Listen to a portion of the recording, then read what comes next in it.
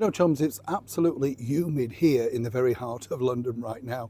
A wonderful, wonderful day, just incredibly warm, like a summer's day should be. And of course, everything's gearing up to a splendid summer over here in the United Kingdom. We've got Wimbledon to look forward to and the strawberries and cream, if you can afford them. You know what I'm saying, chums. But of course, there's many other different aspects of royal life that we all enjoy, including this week, of course, Royal Ascot. Have you ever been? Oh, I've been lucky enough to attend, all thanks to news channels and stuff. It's a marvellous place, let me tell you. It's one of those places where you feel money, do you know what I mean? No, not your own, because you haven't got any, you know, but the thing is, you can just smell wealth, you know. It's champagne, it's strawberries, it's fruit, it's pims, and it's just an electric atmosphere, all thanks to the arrival every day of the procession of the royals. Did you hear about, of course, the Princess Royal, Princess Anne's carriage breaking down? Not a problem for her at one point. I thought she might get out and fix it herself. You know what I'm saying? That's why I love that particular lady. But it's this story I wanted to highlight to you today, because obviously certain people around the world are escalating this too. Well, let me explain. Morning, good to see you, chums. Thank you so much as ever for joining me today in the very heart of London. As I said, a wonderful humid day today, but nonetheless, you know, we should be grateful, because I know at some point later on in the year I'll be stood in this very same spot saying it's very cold, it's freezing, and that's the thing about life, isn't it? An ever evolving circle. Now, what's interesting, and I wanted to point this out to you, is simply this. At Royal Ascot today, everybody was down, most of the senior royals, including, of course, His Majesty the King, Queen Camilla, and as I told you, now he's such a fan of Royal Ascot, he now wants to attend all the days, which is wonderful for them, because great for business, absolutely. But down on the list today was none other than the Prince and Princess of Wales. And then at the 11th hour, like sort of 30 minutes before her arrival, it was announced that in fact she now wouldn't be attending, and a lot of people are very upset. There's a bigger reason for that. There's twofold, really. People love her and they like to see her.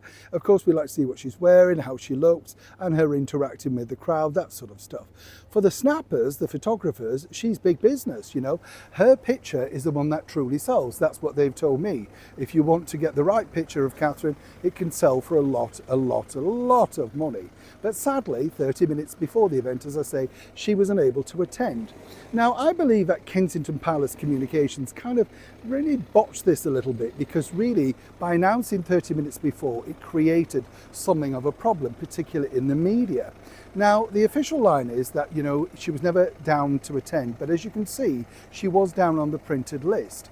In her place was none other than Carol Middleton, the matriarch, of course, of the Middleton clan, and one who's a great support to the British monarchy and indeed the Prince of Wales, Prince William. So what was the true story behind her disappearance, and is it to do with ill health? Well, what I can tell you from my excellent sources is simply this. Catherine, I'm going to put this nicely, you know, she's just done two big events on the trot, Order of the Garter and Troop in the Colour.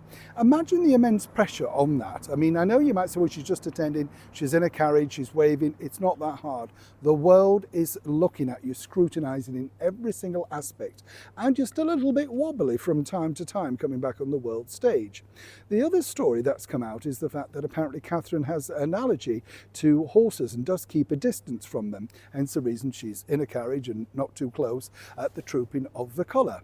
The other side of it is simply this. I was told from an excellent source that Catherine has still good and bad days, and some days she feels really perky, pecker, up, all of that sort of stuff, and then out of nowhere, and if anybody's going through the same thing, you'll know what I mean, that you just literally have a zap of energy. You don't want to let people down, but you have to look after your health. Told that there's nothing to worry about from that excellent source. It's just simply, you know, go and steady as and when. But of course, sometimes in the media, these particular stories can escalate into something more. Catherine will be back, literally, within moments, dare we say. But the bottom line is today, on a very hot day, when she probably just didn't feel her best, she decided, rightly so, to step back.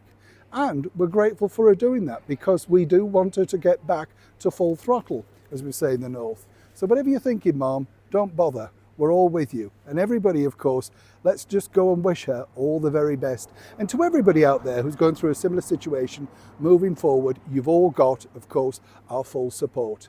Neil Sean in the very heart of London.